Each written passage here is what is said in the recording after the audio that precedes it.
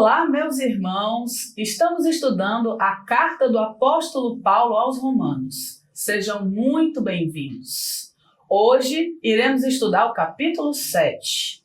Paulo continua a explicar aos leitores da carta acerca da lei e da graça.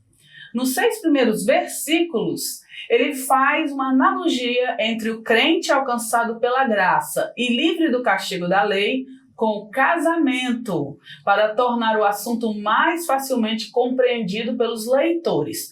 Vamos ler os versículos de 1 a 7. Porventura, ignorais, irmãos, pois falo aos que conhecem a lei, que a lei tem domínio sobre o homem toda a sua vida? Ora, a mulher casada está ligada pela lei ao marido, enquanto ele vive. Mas se o mesmo morrer, desobrigada ficará da lei conjugal, de sorte que será considerada adúltera se vivendo ainda o marido unir-se com outro homem. Porém, se morrer o marido, estará livre da lei e não será adúltera se contrair novas núpcias. Assim, meus irmãos, também vós morrestes relativamente à lei, por meio do corpo de Cristo, para pertencerdes a outro, a saber, aquele que ressuscitou dentre os mortos, a fim de que frutifiquemos para Deus. Porque quando vivíamos segundo a carne, as paixões pecaminosas postas em realce pela lei operavam em nossos membros, a fim de frutificarem para a morte. Agora, porém, libertados da lei, estamos mortos para aquilo a que estávamos sujeitos, de modo que servimos em novidade e não na caducidade da letra. Paulo inicia fazendo uma pergunta retórica direcionada aos judeus de Roma, conhecedores da lei, mostrando que o homem está sujeito à lei desde o seu nascimento até a sua morte e, por consequência, já estamos debaixo de condenação. Daí ele faz uma analogia entre os alcançados pela graça com o casamento. Paulo diz que a mulher casada está ligada ao seu marido até que este morra. Imaginem que esse marido é perfeccionista. Ele não tolera que haja nenhuma falha na mulher. Mas a mulher é desastrada. Ela queima a comida, ela não arruma direito a casa, não sabe lavar a roupa e o marido não ajuda ela em nada. Qual seria a solução para que essa mulher ficasse livre desse marido perfeccionista? Pela lógica, seria que o marido morresse, para que ela pudesse se casar com outro marido, um marido mais amoroso. Mas aqui nós temos um desfecho inesperado. Quem morre é a mulher. Nós crentes somos essa mulher que tem um marido perfeccionista, que é a lei.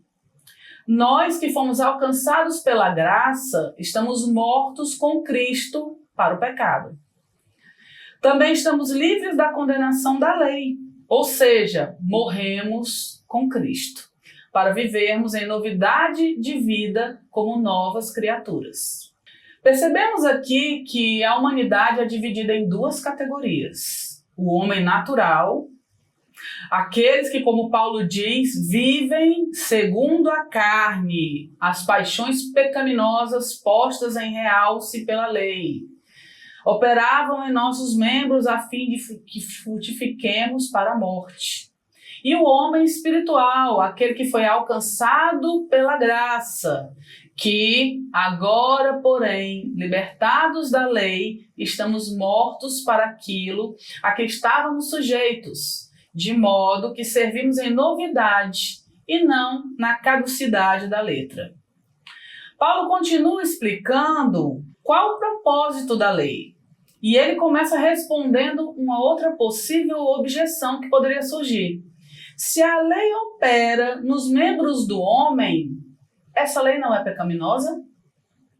Vejamos o que Paulo diz nos versículos 7 a 12. Que diremos, pois? É a lei pecado? De modo nenhum.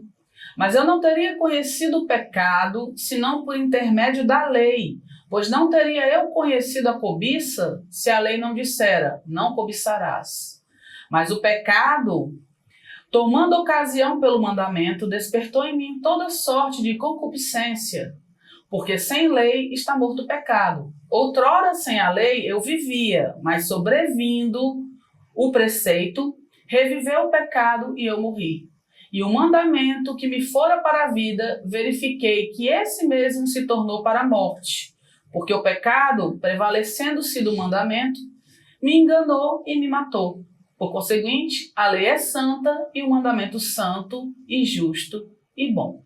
Como já dissemos nas nossas outras aulas, o grande problema não está na lei. Muito pelo contrário, o apóstolo Paulo aqui nos diz que a lei é santa, ela é justa e boa. O grande problema está no homem caído e que está unido com ela enquanto viver. Notem que todos os verbos utilizados nessa passagem estão no passado. Alguns estudiosos dessa carta dizem que aqui Paulo está descrevendo experiência de Israel antes e depois de ter recebido a lei no Monte Sinai. Já outros dizem que Paulo está descrevendo a experiência sob a sua própria ótica de judeu, fariseu, antes de ter sido convertido. O propósito desse trecho da carta é mostrar que a lei não é pecado, mas ela mostra o que é o pecado e acaba estimulando e trazendo a morte ao pecador. Os judeus, antes de terem recebido a lei no Monte Sinai, conheciam todo tipo de tentação, de desejos pecaminosos, mas quando a lei foi dada, despertou na carne o pecado, o desejo de fazer todas essas coisas ainda mais. Antes, lá no Egito, Israel pensava que estava vivo diante de Deus, porque não tinha lei para condená-los. Mas depois da libertação, lá no Monte Sinai, com a entrega da lei, Israel teve conhecimento do pecado e viu que, na realidade, não estava vivo, mas morto. A lei passou a ser para o judeu uma surpresa desagradável, porque ela foi dada para a vida, mas ao recebê-la, eles perceberam que estavam mortos. A conclusão que Paulo chega é que o problema não é a lei. Ela é santa, ela é boa. O problema é que ela foi dada a homens pecadores. A lei foi dada a Israel para despertar em Israel a consciência do pecado e que eles pudessem compreender a importância do Messias. Paulo vai continuar demonstrando que a lei é boa e espiritual e o homem é depravado e carnal.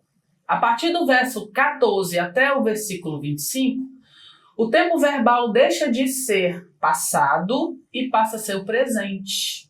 E Paulo demonstra a situação de angústia, desespero e total derrota daquele que busca justificar-se pela guarda da lei. Os judeus não do passado, mas do presente.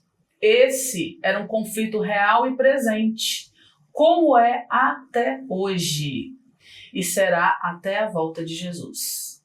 Porque bem sabemos que a lei é espiritual, eu, todavia, sou carnal, vendido à escravidão do pecado. Como já estudamos, a lei mostra a santidade de Deus. E mostra também que o homem natural está numa condição miserável. Ele não consegue escolher não pecar. O pecado está entranhado em sua carne. Apesar de Paulo estar falando em primeira pessoa, ele não está falando de si mesmo. É como se Paulo estivesse se colocando no lugar do homem natural, mais precisamente do judeu, que tenta ser justo e se justificar pela guarda da lei, mas percebe que jamais conseguirá. Mas há um caminho e por isso este capítulo se encerra com essa declaração. Vamos ler todos. Graças a Deus por Jesus Cristo nosso Senhor, de maneira que eu, de mim mesmo, com a mente, sou escravo da lei de Deus, mas segundo a carne, da lei do pecado. Espero que vocês tenham gostado da nossa aula de hoje. Aguardo vocês para a próxima aula.